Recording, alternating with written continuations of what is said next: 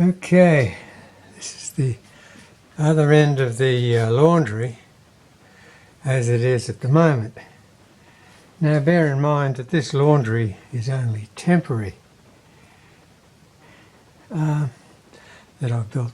So this is really going to be a garden shed. So what I need on this side, as you can see, is a shelf or two shelves. Just to move a lot of this stuff away. So that's what I'm doing right now, is building a shed. What do you reckon, little chap? You going to build a shed or a shelf? A little shelf, eh? Okay. So what I'm going to do is nail these up. And they're going to be the start of a shelf.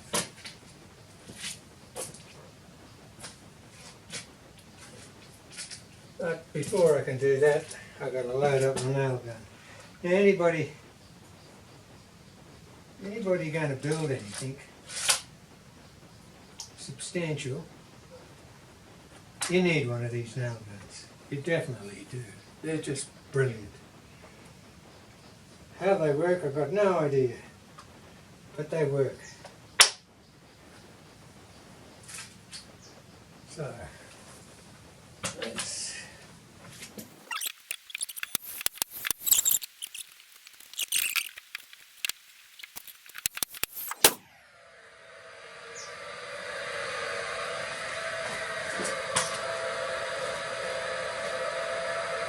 okay. So that's the back of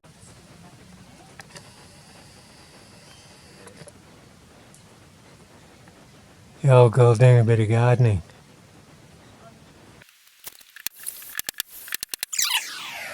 So,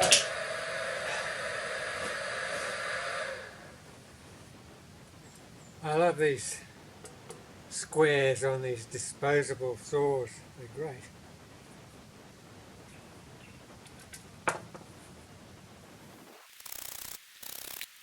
A saw. Yeah, when I first started using a hand saw, you would actually have to sharpen the teeth. Not only would you have to sharpen the teeth, but you'd have to actually set them. So you had a little gadget that you would set the teeth with. So it was quite a job. Sharon's dad was a carpenter, and she remembers him sharpening his saw on a Sunday afternoon, setting it, and then he would get mutton fat from the butchers and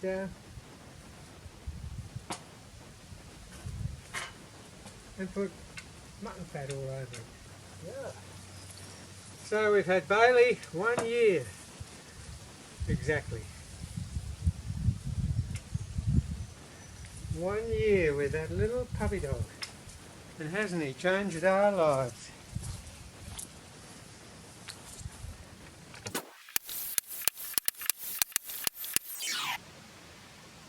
So there you go, I got my shelf pretty well finished.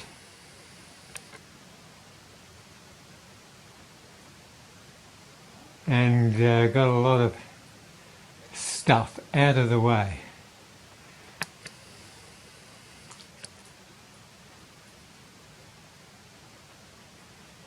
All I need to do is finish off the floor, and I've got a bit of finishing off to do in Sharon's laundry also. But anyway, it's better than having this stuff, all the gardening stuff outside.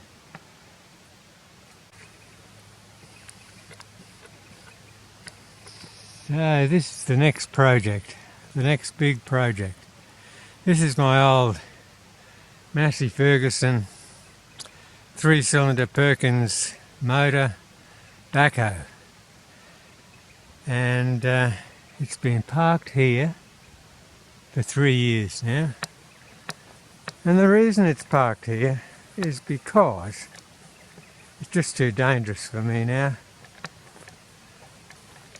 It's all right when you're a young fit bloke in your 70s, but that's no good. They're old blokes like me now. Oh, I can't even get it open. So, trying to show you why I gave up. I mean, it just sits on the back of that frame, and it's so heavy. Now, to use the backhoe, you have to get off the driver's seat over there, walk around, then climb up here, climb onto here, sit on the backhoe seat. Oh, well, Massey Ferguson backhoe. I've had this about 18 years. And the reason I don't drive it anymore is that it's too dangerous for me. To operate the backhoe, you have to get off the driver's seat, get down there, walk around here, climb up here, climb onto here. And when I get that undone, I'll show you.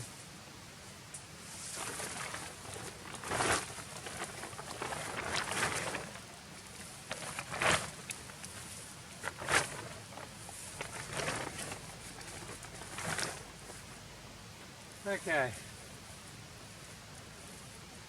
so you have to climb up here, onto here, and then you've got these, your backhoe controls, and as you swing yourself over here, if you slip on one of these, it's quite likely that you're going to sit on one of these controls here. And I won't tell you what that would be like. It would be just very painful. In fact, it would be deadly. So, what I'm going to do is the front end of this. I haven't had it going for about 3 years. The front end, the bucket, is great. I can use that. I can't use the backhoe anymore. Besides, I've got that little Chinese mini digger, which is much safer, much better. You can't use this on a hill. Every time you take your jacks up from here, you're liable to go skidding down the hill. It's just too dangerous. It's an old-fashioned thing. Only the Poms could design something like this. It's just ridiculous. I mean, all the newer backhoes that are on tractors, you just swivel the seat down and you've got control. Not this one. This is about a 1954 model, and you've got to be pretty athletic. So, what I'm going to do is take the whole back end of this off. So just drop it off completely, and just use the tractor in the bucket. So that's my next big project. It's always a bucket. I'm always going to do it. Start on it today. I haven't had, as I said, I haven't had the engine going in 3 years. It's a great engine. It's a Perkins 3-cylinder. It just purrs along. It's a beautiful engine. So I like the front end of this, but the back end of it's miles too dangerous for me. So, number one, I need to start the motor. I haven't had that going for a while. That's going to be a bit of a clean-up. The motor didn't start with the ignition. You had to actually short it over on the starter motor. So I don't know how that's going to go. We're going to have to put clean fuel in it, a battery, see if we can get it going. And then, if I can get it going, I can drop all of this off the back, which will be quite a project in itself. And then, one of the brakes don't work. I think it's this brake. I think that disc brakes actually in the axles. I might be wrong. So some of you viewers might know a bit more about these old Massey Ferguson backhoes than I do. So I was going to do it today, but anyway, today is going to start raining. It looks like rain right now.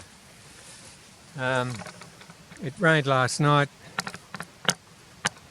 so you can see the clouds coming over.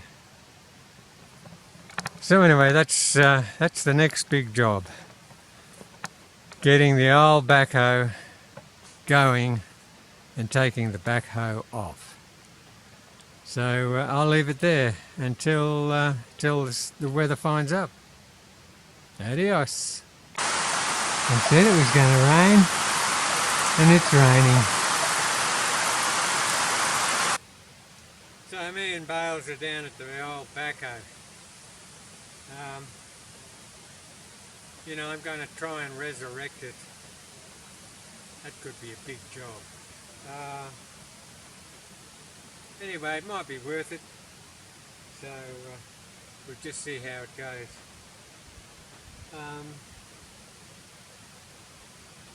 Yeah, the main reason it's just too dangerous for an old bloke like me. So if I take the actual backhoe off it, I'm just left with the tractor and the front end loader, which would be quite good. You know, and me and Bales, we could have a lot of fun on that, eh mate? What do you reckon? So, yeah, that seems to be the go. Anyway, I'm just going to see, number one, if I can start it. That'd be a great thing.